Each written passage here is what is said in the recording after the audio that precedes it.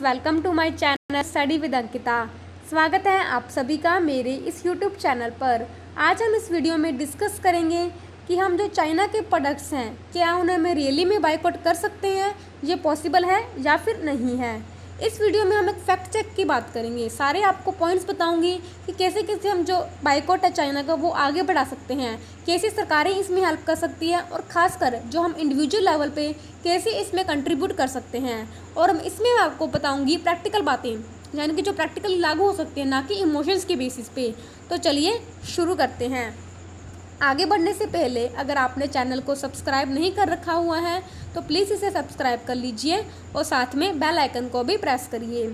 तो चलिए शुरू करते हैं। अब देखिए, अब हम बात करें जो इंडिया और चाइना के ट्रेड की, सबसे पहले हमें समझना होगा कि इंडिया और चाइना आपस में ट्रेड कैसे करते हैं। तो देखिए, जो इंडिया और चाइना का ट्रेड होता है वो होता है ट्रेड डेफिसिट में। ट्रेड डेफिसिट का मतलब क्या है कि जो इंडिया सामान मतलब बेचता है चाइना को, वो तो बहुत कम बेचता है, बट जो हम चाइना से सामान मंगवाते हैं, यानी कि चाइना से हम सामान खरीदते हैं, वो बहुत ज़्यादा होता है, जिसकी वजह से हमें क्या होता है, चाइना से व्यापार करने पे, ट्रेड करने पे नुकसान होता है। अब अगर फिगर्स की बात करें तो 2019 और 20 के आंकड़े के हिसाब से हमने जो चाइना से इम्पोर्ट कराया था, यानी कि हमने चाइना से जो सामान खरीदा था वो खरीदा था $74 बिलियन का, बट जो हमने जो सामान चाइना को बेचा था वो था $18 बिलियन का। ठीक है, तो आप देख सकते हैं कि जो चाइना और जो हमारा एक्सपोर्ट और इंपोर्ट के बीच में कितना ज़्यादा डिफरेंस है। इसी डिफरेंस को हम बोलते हैं ट्रेड डेफिसिट। अगर हम चाइना से जो हम सामान ज़्यादा बेचते तो हम चले जाते हैं ट्रेड सरप्लस में। ठीक है, दो टर्म समझ में आ गई, ट्रेड डेफिसिट और ट्रेड सरप्लस क्या होता है। ठीक है, अब बात करते हैं कि आगे कि जो हम चाइना से क्या क्या सामान मंगाते हैं। सबसे पहले तो जो हमारे जो इलेक्ट्रॉनिक प्रोडक्ट्स होते हैं, जो भी गैजेट्स होते हैं इलेक्ट्रॉनिक, जैसे कि स्मार्टफोन्स, लैपटॉप्स वगैरह, ठीक है, जो भी सामान होगा इलेक्ट्रॉनिक्स का वो इसमें आ जाएगा। फिर अगर हम बात करें हमारी जो मेडिसिन की इंडस्ट्रीज हैं, यानी कि फार्मास्यूटिकल इंडस्ट्रीज होती हैं, उनके जो मेन इंग्रेडिएंट्स होते हैं, जैसे कि एपीआई जिसे बोलते हैं हम एक्टिव फार्मास्यूटिकल इंग्रेडिएंट्स, वो भी हम चाइना से ही इंपोर्ट करते हैं। आपको पता होगा जब कोरोना वायरस पैंडमिक के टाइम पे क्या हुआ था, हमने सारे देशों को जो हाइड्रोक्लोरिन की टैबलेट्स थी वो सब भी हमने बेची थी उन्हें। ठीक है, बट जो उनमें जो मेन इंग्रेडिएंट यूज़ होता है एपीआई, वो हम किससे इंपोर्ट करते हैं, चाइना से इंपोर्ट करते हैं। नियरली 70% एपीआई हमारा किससे आता है, चाइना से आता है। ठीक है, फिर आगे बात करते हैं टेलीकॉम जो हमारे इक्विपमेंट्स होते हैं उनकी, वो भी हमारे कहाँ से आते हैं, चाइना से आते हैं। और जो सेमीकंडक्टर डिवाइसेस होते हैं वो भी हमारे चाइना से इंपोर्ट होते हैं। बट अगर बात करें कि जो हम चाइना को सामान क्या क्या बेचते हैं, तो उसमें अब बात आएगी कि जो प्रोडक्ट्स होते हैं इंडियन प्रोडक्ट्स जो कि एक्सपोर्ट किए जाते हैं चाइना को, तो उसमें मेनली आते हैं एग्रीकल्चर प्रोडक्ट्स आते हैं, जो हमारे कॉटन के टेक्सटाइल्स आते हैं, हैंडीक्राफ्ट प्रोडक्ट्स आते हैं, जो रॉ लेड है, आयरन और steel, copper, telecom content and other capital good etcetera. जो इंडिया एक्सपोर्ट करता है अपना 36% डायमंड का, वो भी इंडिया चाइना को एक्सपोर्ट करता है।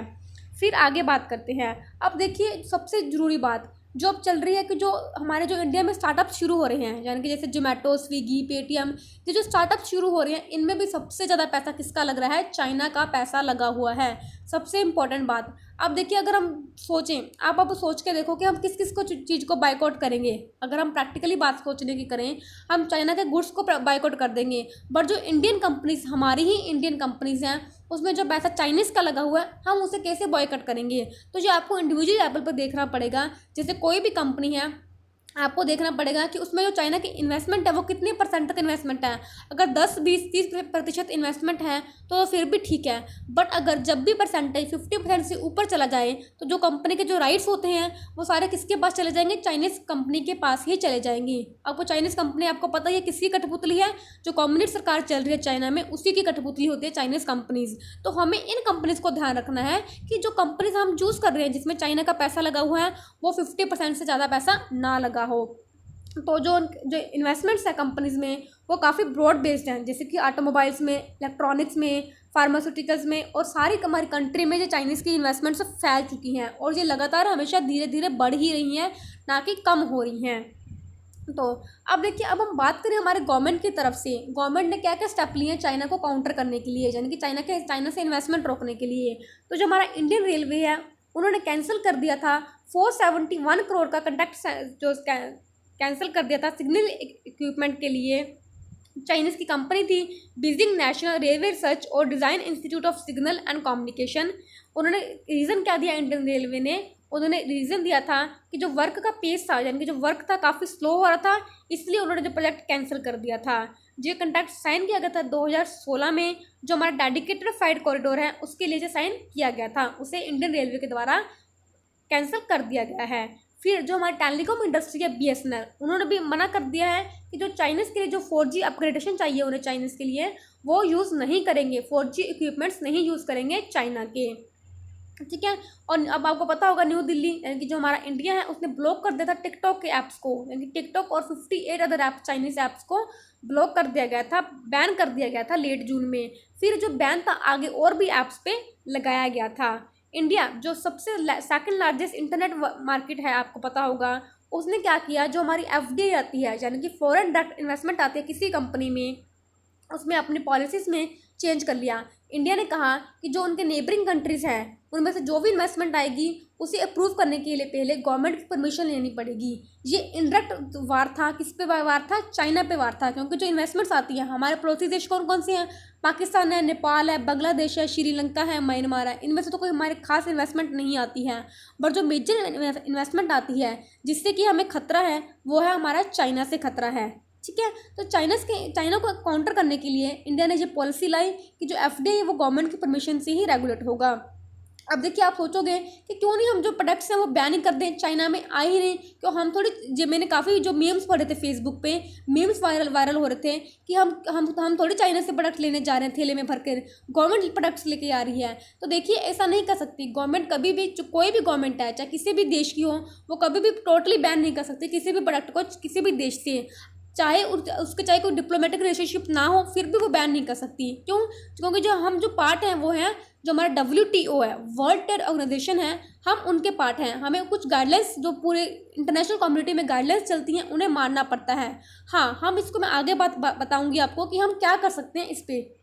तो ठीक है, अभी जो चाइनीज़ की तरफ से रिस्पॉन्ड आया है, जो अलीबाबा है चाइना की सबसे बड़ी कंपनी अलीबाबा, उसने क्या दिया, जो मतलब वो अलीबाबा कंपनी भी डर चुकी है कि जो बाइकआउट चाइना चल रहा है इंडिया में, उससे जो अपने उसने इन्वेस्टमेंट से उसे रोक दिया है 6 महीने तक, यानी कि वो अलीबाबा हमारे इंडिया में अगले 6 महीने तक कोई भी नई इन्वेस्टमेंट नहीं करेगी, इस बात से डर के मारे, ठीक है।